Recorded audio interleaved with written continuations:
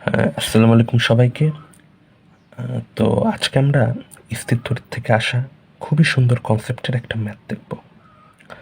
এই কনসেপ্টটা যদি এই ম্যাথ দেখার মেইন উদ্দেশ্য আমাদের এই কনসেপ্টটা যেন আমরা ভালোভাবে আত্মস্থ করতে পারি, তাইলে এই কনসেপ্ট রিলেটেড যতগুলো ম্যাথ আছে ইনশাল্লাহ আমরা সবগুলো সলভ করতে পারবো।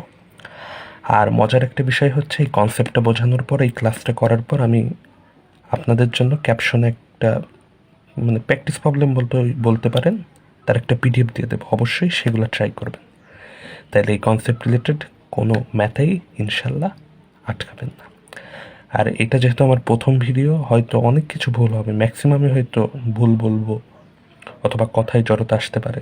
আশা করি সেটা ক্ষমা সুন্দর দৃষ্টিতে দেখবেন। তো চলুন কথা না বাড়াই আমরা ম্যাথটার দিকে চলে যাই। তো ম্যাথটাতে কী বলা হচ্ছে দেখি। দুটি সমভাবে চার্জিত বিটবল কোনো বিন্দু থেকে সুতা দিয়ে ঝোলানো, ঠিক আছে। তো বলা হচ্ছে এদের কৌণিক ব্যবধান হলো 30 ডিগ্রি।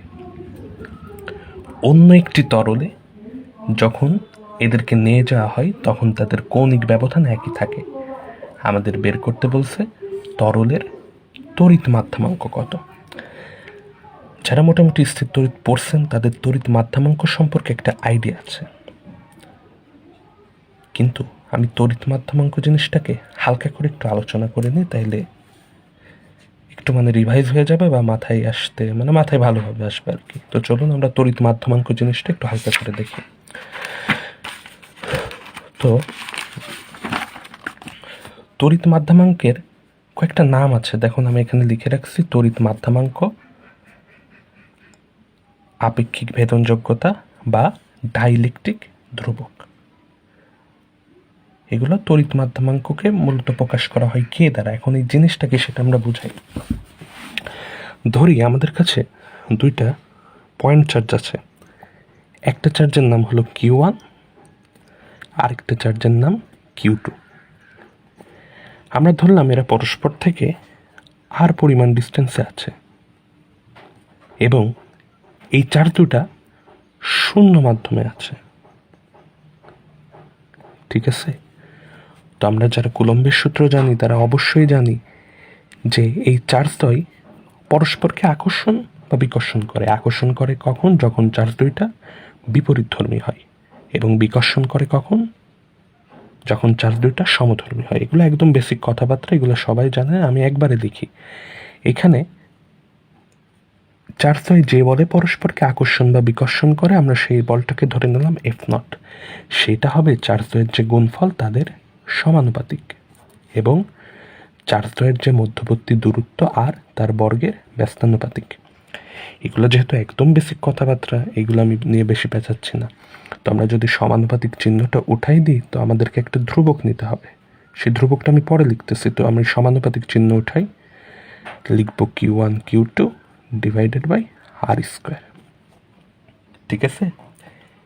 এখন আমরা যে এখানে যে ধ্রুবকটা লিখব সেই ধ্রুবকটা হলো 1/4π, এইখানে কাহিনী এপসাইলন নট।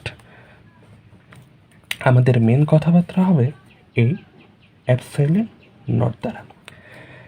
এখন এই এপসাইলন নট জিনিসটা কি? এটা হলো আমাদের চার্জ দুইটা শূন্য মাধ্যমে আছে, তাই তো। তো শূন্য মাধ্যমে থাকা অবস্থায় চার্জদ্বয় পরস্পরকে আকর্ষণ বা বিকর্ষণ করবে, কিন্তু একটা বাধা তো অবশ্যই থাকবে। আমরা রিয়েল লাইফের সাথে যদি চিন্তা করি, দুজনকে আকর্ষণ দুজন আকর্ষিত হওয়া কিন্তু এত সহজ না, মাঝে কিন্তু বাধা থাকবেই। তো এই এপসাইলন নট দ্বারা বোঝাই সেই বাধাটা। যে কোনো মাধ্যমের বাধাকে এপসাইলন দ্বারা প্রকাশ করা হয়। যেহেতু শূন্য মাধ্যম, এই কারণে যে বাধাটা তাকে এপসাইলন নট দ্বারা প্রকাশ করা হয়, ঠিক আছে। তো আমরা এখন একটা কাজ করি, তো আমাদের ভালো লাগতেছে না, আমরা কাজ পাচ্ছি না, তো আমরা এই চার্জদ্বয়কে আরেকটা মাধ্যমে নিয়ে গেলাম, Q1 আর Q2 চার্জ। তাদের মধ্যে যে দূরত্ব, সেই দূরত্বটাকে আমরা সেম রাখলাম, সেই দূরত্বটা আর দূরত্বটা সেম রেখে আমরা অন্য যে কোনো একটা মাধ্যমে নিয়ে গেলাম। সেটা পানি হতে পারে বা যে কোনো মাধ্যম হতে পারে। তো আমরা সেই মাধ্যমে এদেরকে নিয়ে গেলাম। তো এখন এদের কি চেঞ্জ হবে? এদের যে আকর্ষণ বল বা বিকর্ষণ বল সেটা হবে Q1 Q2 divided by R square, আর ধ্রুবক হিসেবে আসবে 1/4 পাই এপসাইলেন। এই এপসাইলেন হলো আমি যে মাধ্যমে চার্জদ্বয়কে নিয়ে গেছি দূরত্ব একই রেখে সেই মাধ্যমের বাধা। ঠিক আছে, তো অ্যাপসাইলেন কি? অ্যাপসাইলেনটা হলো মূলত বাধা। আমি যে আপনাদের প্র্যাকটিস প্রবলেমের পিডিএফ দেবো তার একদম প্রথমেই কোন মাধ্যমের জন্য বাধা কত বা অ্যাপসাইলেন্টের মান কত সেটা আমি দিয়ে দেবো ইনশাল্লাহ। ঠিক আছে, তো আমরা এখন একটা কাজ করি, এটাকে আমরা সমীকরণ নাম্বার 1 দিই আর এটাকে আমরা সমীকরণ নাম্বার 2 দিই। তো আমরা কী করবো, সমীকরণ 1কে সমীকরণ 2 দ্বারা ভাগ করি, 1/2। তাহলে দেখেন কি থাকে, যদি সমীকরণ 1কে 2 দ্বারা ভাগ করি আমাদের কাছে থাকে F0 ডিভাইডেড বাই F। একটু ভেঙে চুরে লিখি, দেখুন Q1 Q2 by 4 pi epsilon naught r square, যেহেতু ভাগ এটা উল্টে যাবে, 4 পাই এপসাইলেন আর স্কোয়ার Q1 Q2। তো দেখেন এখান থেকে Q1 Q2 বাদ, 4 পাই বাদ, আর স্কোয়ার বাদ, তাহলে থাকতেছে epsilon divided by epsilon naught.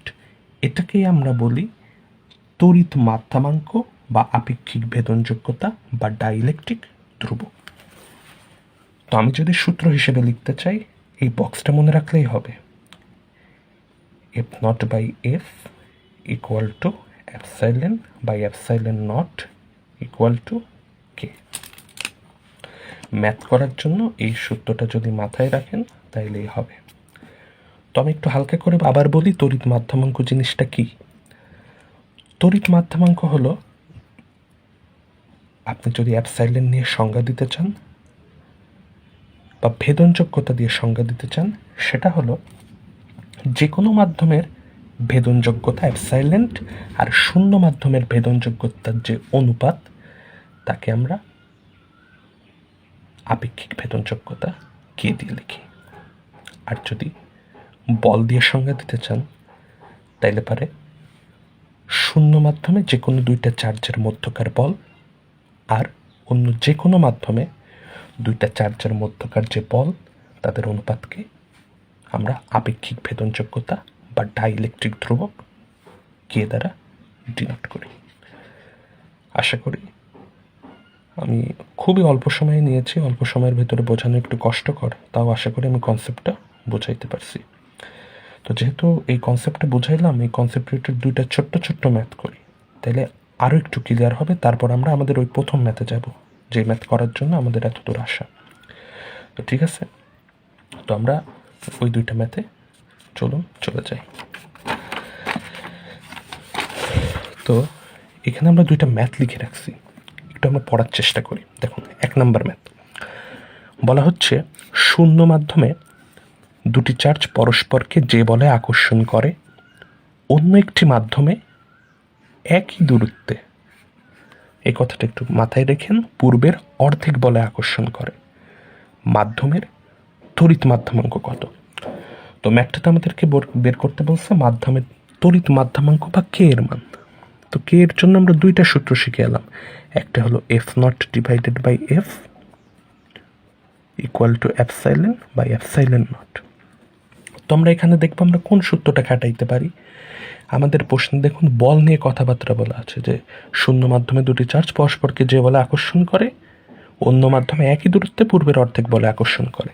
তো আমরা অবশ্যই এই সূত্রটা খাটাবো, কে সমান F0/F। ঠিক আছে, তো এখন আসেন মান বসাই।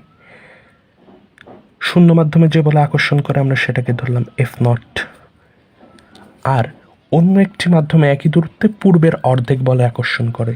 তো পূর্বে যদি আকর্ষণ করতো F0 বলে, এখন আকর্ষণ করবে কত বলে? পূর্বের অর্ধেক বলে, F0/2। তাহলে কি হবে? কে এর মান হবে 2। এটাই আমাদের অ্যান্সার। ঠিক আছে, আশা করি এই ছোট্ট ম্যাথটা সবাই বুঝতে পারছেন। তো যদি তাই হয় আমরা পরের ম্যাথে যাই। পরের ম্যাথে আমাদের কি বলা হচ্ছে, শূন্য মাধ্যমে দুটি চার্জ পরস্পরকে যে বলে আকর্ষণ করে পূর্বের অর্ধেক দূরত্বে কোনো তরলে তার চেয়ে 1/4 গুণ বলে আকর্ষণ করে। মাধ্যমের তড়িৎ মাধ্যমাঙ্ক কত সেটা আমাদের বের করতে হবে। তো এই ম্যাথ আর এই ম্যাথের ভেতর তো কোনো পার্থক্য নেই। তো আমরা আসুন তড়িৎ মাধ্যমাঙ্কের সূত্রটা লিখি, F0 ডিভাইডেড বাই F। ঠিক আছে, তো F0 এর মান শূন্য মাধ্যমে যে বলে আকর্ষণ করে আমরা ধরলাম সেটা F0। আর আমাদের প্রশ্নে কি বলা হচ্ছে, কোনো তরলে তার চেয়ে 1/4 গুণ বলে আকর্ষণ করে। তাহলে তরলে যে আকর্ষণ বল সেটা হবে F0 এর 1/4 গুণ। ঠিক আছে, তো F0 কাটা, উত্তর হবে 4। আশা করি সবাই এই ম্যাথটা বুঝতে পারছেন। যদি বুঝতে পারেন আপনি একজন কফিলের মেয়ের জন্য সান্ডা ধরেন, এরকম। এটা ভুল কেন, আপনাদেরকে একটু কনসেপ্ট রিভিউ করে নিয়ে আসি। সেটা হলো যে আমরা যখন তড়িৎ মাধ্যমাঙ্কের কনসেপ্ট আলোচনা করছিলাম, আমরা এই চার্জদ্বয়কে অন্য একটা মাধ্যমে নিয়েছিলাম, কিন্তু এই চার্জদ্বয়ের মধ্যকার দূরত্ব কি আমরা চেঞ্জ করছিলাম? দূরত্ব শূন্য মাধ্যমেও যা ছিল, অন্য একটা মাধ্যমে তার যে দূরত্ব সেই দূরত্বটা একই ছিল। দূরত্ব একই বলেই আমরা আমাদের এই সূত্রটা খাটাইতে পারছি, K equal to F0 divided by F। এই সূত্রটা আমরা এই কারণেই খাটাইতে পারছি যে শূন্য মাধ্যমে আমাদের যে দূরত্ব ছিল, আমরা অন্য একটা মাধ্যমে যখন নিয়েছি আমরা দূরত্বের কোনো চেঞ্জ করি নাই। তো এই সূত্রটা আমরা খাটাইতে পারবো কখন? যখন অন্য একটা মাধ্যমে নিব কিন্তু দূরত্বের কোনো চেঞ্জ হবে না। কিন্তু আমরা এই প্রশ্নটা যদি একটু পড়ি তাহলে আমরা দেখব অন্য একটা মাধ্যমে যখন নিয়েছি তখন পূর্বের অর্ধেক দূরত্বে নিয়েছি। তো এই ম্যাথটা আমরা এইভাবে সলভ করতে পারবো না, ম্যাথটা আমাদেরকে লিখে লিখে সলভ করতে হবে। তো আসুন ম্যাথটা আমরা সলভ করার ট্রাই করি কেমনে করা যায়। তো দেখুন আমাদের কাছে দুইটা চার্জ ছিল, আর আমি মানে আন্তরিকভাবে দুঃখিত, আমি গ্রাফিক্স ট্যাবে আমি কমফোর্টেবল না, আমার লিখে কমফোর্টেবল না, এই কারণেই খাতা কলমে করানো। যদি আপনারা কমেন্টে জানান যে আপনারা কি গ্রাফিক্স ট্যাবে বেশি কমফোর্টেবল নাকি এই খাতা কলমে, আমার কাছে এটাই বেশি কমফোর্টেবল লাগে। আচ্ছা ঠিক আছে, তো আমরা ধরলাম একটা চার্জ আমাদের আছে Q1, একটা চার্জ আছে Q2। এরা শূন্য মাধ্যমে ছিল, এদের মধ্যকার যে দূরত্ব সেই মধ্যকার দূরত্ব হলো R। তো তাইলে পারে এদের যে মধ্যবর্তী আকর্ষণ বা মানে আকর্ষণ বিকর্ষণ বল যেটাই হোক, সেটা হবে 1/4πε0 Q1 Q2 divided by R²। কুলম্বের সূত্র অনুসারে লিখলাম। এখন আমরা কি করলাম, চার্জদ্বয়কে পূর্বের অর্ধেক দূরত্বে নিয়ে গেলাম অন্য একটা মাধ্যমে। তো ধরলাম যে কোনো একটা মাধ্যম, সেই মাধ্যমে আমরা চার্জদ্বয়কে পূর্বের অর্ধেক দূরত্বে নিয়ে গেলাম। চার্জ Q1 Q2, এদের যে মধ্যবর্তী দূরত্ব ছিল R, আমরা সেটা R/2 করে ফেললাম। ঠিক আছে, তো এখন আমাদের যে আকর্ষণ বলটা হবে সেটা হবে 1/4π, আমরা ভেদনযোগ্যতার মান বসাবো এই মাধ্যমের জন্য এপসাইলন Q1 Q2। এখন মধ্যবর্তী দূরত্ব কত? R/2 তার হোল স্কোয়ার। ঠিক আছে, আশা করি এতটুকু বুঝতে পারছেন।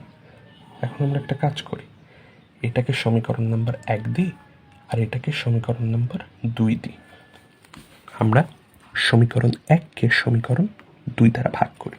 তাহলে দেখেন F0/F, আমাদের তো আলটিমেটলি এটাই বের করতে হবে। এখান থেকে একটু সাবধানে কাটাকাটি করতে হবে। তো দেখেন কি হয়, আমি একটু ভেঙে চুরে লিখি Q1 Q2, কারণ আমার প্রচুর ভুল হয় এখানে। 4πε0 R²। ঠিক আছে, যেহেতু ভাগ এটা উল্টায় যাবে, তো 4πε কমেন্ট উল্টাপাল্টা লিখেন না, কারণ আমার এই প্রচুর ভুল হয় আমার এই ছোট ছোট ক্যালকুলেশন করার সময়। তো 4টা উপরে উঠে যাবে আর ভাগ করার জন্য নিচে নেমে যাবে Q1 Q2। দেখুন কি হয়, Q1 Q2 কাটা, 4 পাই কাটা, আর স্কোয়ার বাদ, তাহলে থাকতেছে F0 ডিভাইডেড বাই F সমান এপসাইলন বাই এপসাইলন নট। এখন দেখুন আমরা কি করি। তো এখন আমরা একটু প্রশ্নের দিকে আসি। শূন্য মাধ্যমে দুটি চার্জ পরস্পরকে যে বলে আকর্ষণ করে সেটা হলো F0। পূর্বের অর্ধেক দূরত্বের কাজ কিন্তু আমরা উপরে করে আসছি। তার চেয়ে কোনো তরলে তার চেয়ে 1/4 গুণ বলে আকর্ষণ করে। সরি, এখানে কিন্তু 4 হবে, আমি বললাম না আমার এখানে প্রচুর ভুল হয়। এই 4টা নিচে হবে।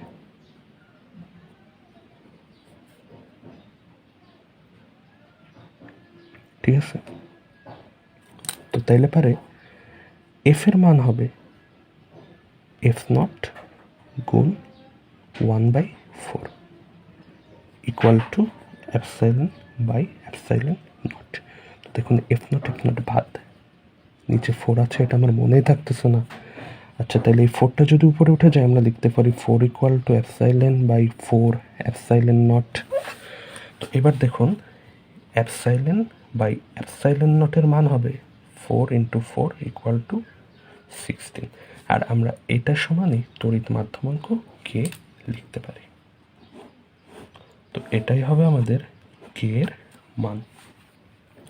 তো অবশ্যই একটু ক্যালকুলেশনে সতর্ক থাকবেন। আমার মতো যদি ক্যালকুলেশন করেন অবশ্যই কফিলের মেয়ের জন্য সান্ডা ধরতে যাওয়া লাগবে। ঠিক আছে, তো এই ম্যাথটা সুন্দর ছিল। যেহেতু প্রথম ভিডিও বানাচ্ছি মোটামুটি ভুল হইতে পারে, একটু ক্ষমা সুন্দর দৃষ্টিতে দেখেন। এখন মোটামুটি আমরা ওই ম্যাথটা করার জন্য রেডি। একটু মোটামুটি অ্যাডভান্স টাইপের ম্যাথ আছে, এখন চলুন আমরা ওই ম্যাথটাতে চলে যাই। এখন আমরা পড়ি ম্যাথটাতে কি বলছে। দুটি সমভাবে চার্জিত পিত বল কোনো বিন্দু থেকে সুতা দিয়ে ঝোলানো। আচ্ছা ঠিক আছে, তো আমাদের কাছে সুতা দিয়ে ঝোলানো দুইটা পিত বল আছে। এই একটা পিত বল, এই একটা পিত বল।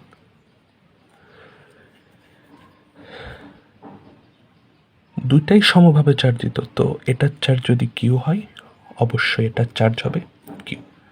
তো আমরা ধরে নিলাম এদের মধ্যবর্তী যে ডিস্টেন্স, সেই মধ্যবর্তী ডিস্টেন্স হলো আর। কৌণিক ব্যবধান কোনটুকু ভাইয়ারা? এতটুকু না, এতটুকু 30 ডিগ্রি। এতটুকু যদি 30 ডিগ্রি হয় তাহলে বুদ্ধি খাটায় বলেন তো এতটুকু কত ডিগ্রি? 15 ডিগ্রি, তাই তো? আচ্ছা ঠিক আছে। ও আরও দুইটা ডেটা দেওয়া, তরলের ঘনত্ব রো আর পিত বলের ঘনত্ব সিগমা। আচ্ছা, এটা কোথায় লাগবে আমি বলতেছি। তো এই ম্যাথটা আমরা কেমনে সলভ করতে পারি, অ্যাপ্রোচটা কী হবে? আমরা যে কোনো একটা চার্জের উপর যতগুলা বল ক্রিয়া করতেছে সবগুলোকে অ্যানালাইসিস করব। ঠিক আছে, যে কোনো একটা চার্জের উপর আমরা এই চার্জটাকেই কনসিডার করি না কেন? এই চার্জের উপর কতগুলা বল ক্রিয়া করতেছে একটু খেয়াল করেন। অবশ্যই নিচের দিকে একটা ওজন কাজ করতেছে। আমরা চার্জের ভরটাকে ধরে নিলাম এম, তাহলে যে ওজনটা কাজ করতেছে সেটা হলো mg নিচের দিকে।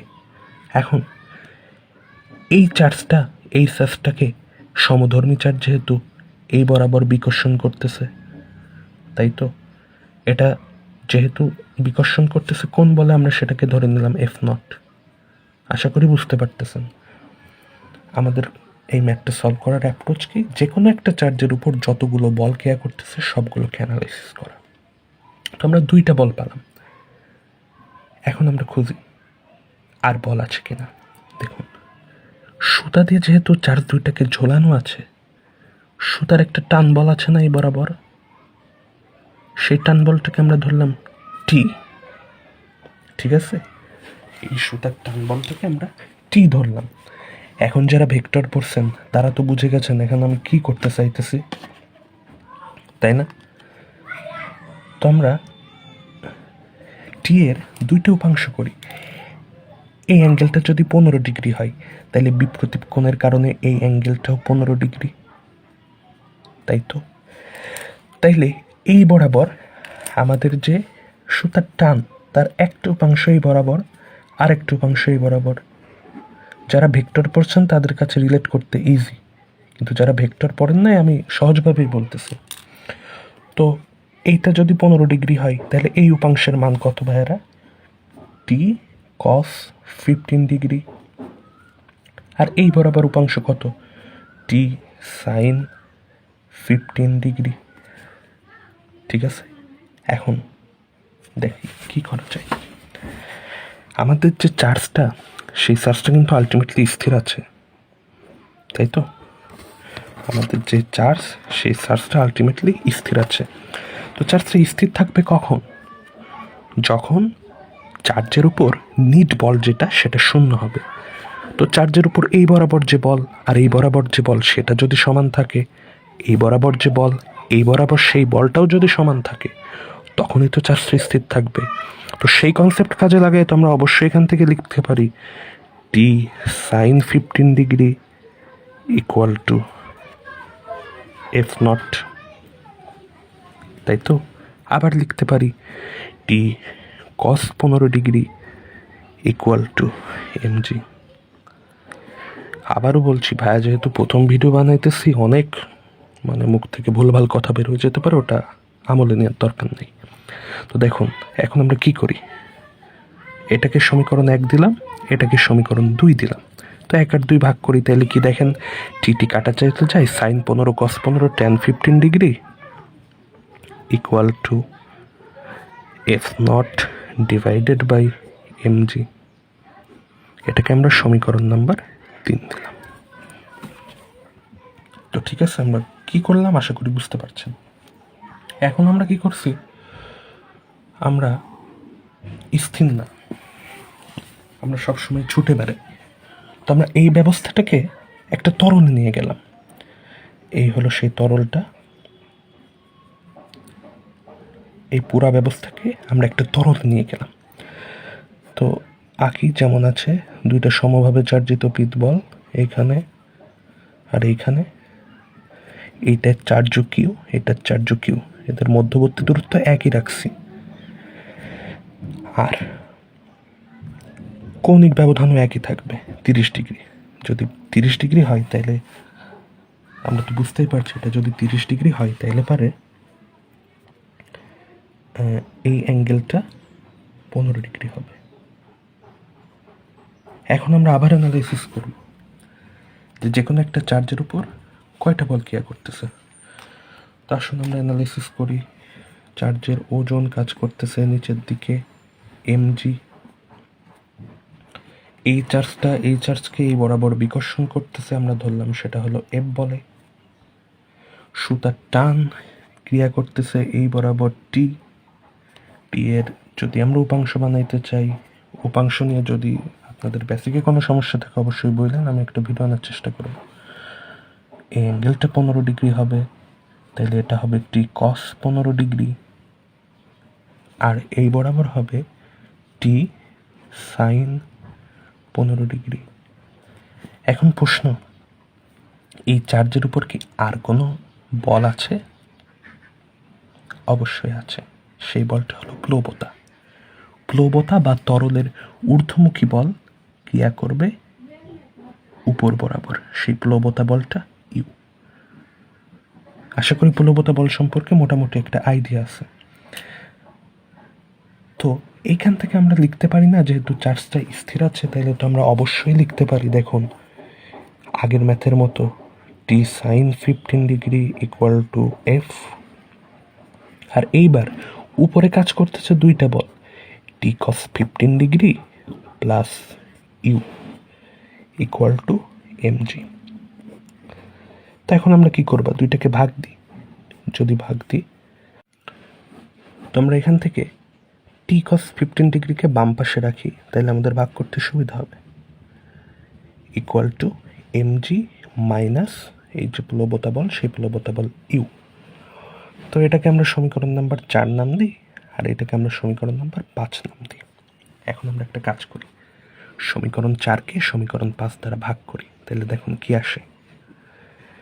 টি তো বাদ হয়ে যাবে, sin 15/cos 15 মানে tan 15 ডিগ্রি, এগুলো একদমই বেসিক কথাবার্তা।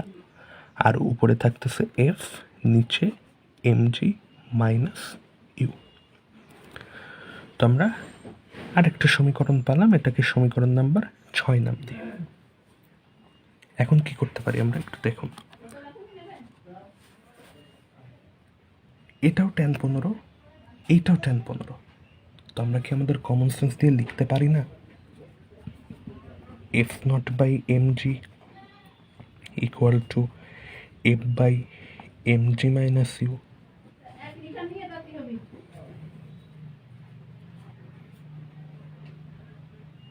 এতটুকু আমরা অবশ্যই লিখতে পারি। এখন আমি এ পাশে লিখি আর ওই পাশের পৃষ্ঠায় যাচ্ছি না, যেহেতু এখানে ম্যাথটা করছি। আমাদের তড়িৎ মাধ্যমাঙ্কের পরিচয় কি ছিল, তড়িৎ মাধ্যমাঙ্কের সূত্র কি ছিল? কে সমান f0/f ইকুয়াল টু ε/ε0। তো আমরা এখান থেকে f0/f এর মানটা বের করলেই কিন্তু আমরা আলটিমেটলি কে এর মান পেয়ে যেতেছি।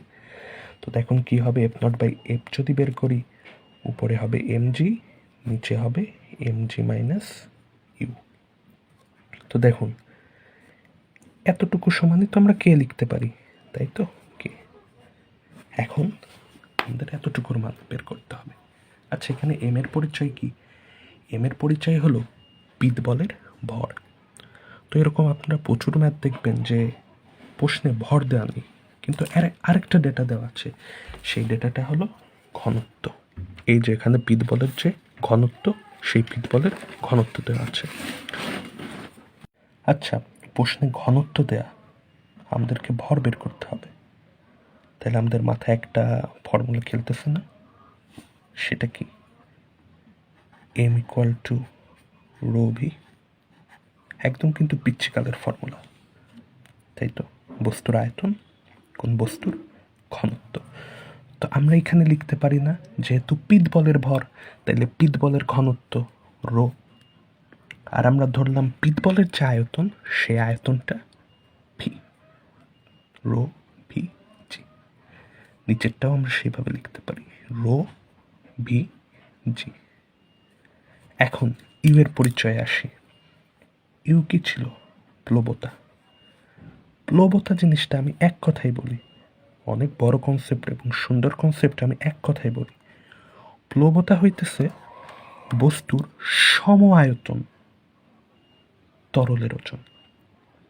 চার্জের যে আয়তন, সেটাকে আমরা ডিফাইন করছি ভি দ্বারা।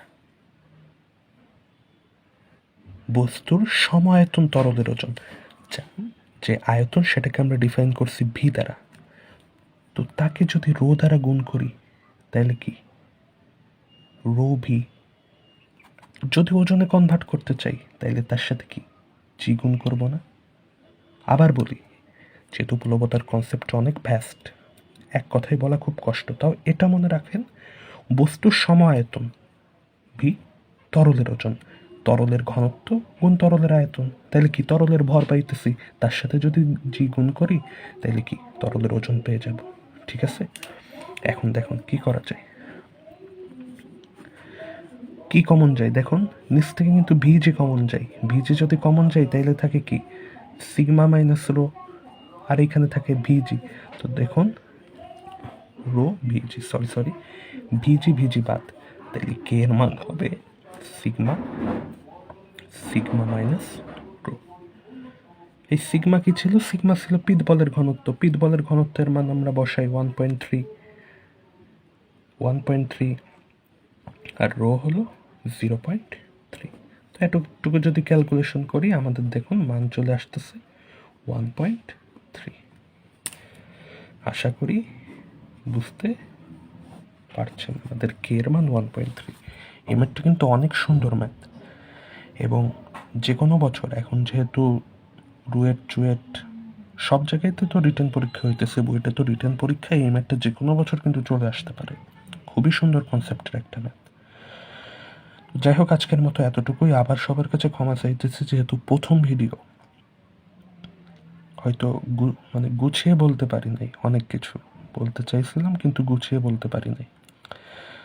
তো আপনাদের কাছে একটা রিকোয়েস্ট থাকবে, অবশ্যই আমি এই ভিডিওর ক্যাপশনে এই কনসেপ্ট রিলেটেড যতগুলো প্রবলেম হইতে পারে সেগুলো প্র্যাকটিস প্রবলেম হিসেবে একটা ছোট্টখাট্ট একটা পিডিএফ আকারে দিয়ে দিছি। অবশ্যই আপনারা সেটা একটু চেক দিয়েন বা একটু প্রবলেমগুলো ট্রাই করেন। আর ভাইয়াকে একটু জানায়েন যে গ্রাফিক্স ট্যাবে যদি ক্লাসগুলো একটু করাই, মানে এই ভিডিওগুলো তো শখ করে করানো, তাইলে কি বেশি ভালো হয় নাকি খাতা কলমে এমনি করাইলে বেশি ভালো হয়? আমার কাছে মেনলি খাতা কলমটা বেশি কমফর্টেবল লাগে। তো যাই হোক, ভিডিও এত লম্বা করতে চাইছিলাম না, কিন্তু কেমনে কেমনে জন্য লম্বা হয়ে গেল। তো মোটামুটি এতটুকুই। আসসালামু আলাইকুম, ভালো থাকবেন সবাই, দোয়া করবেন।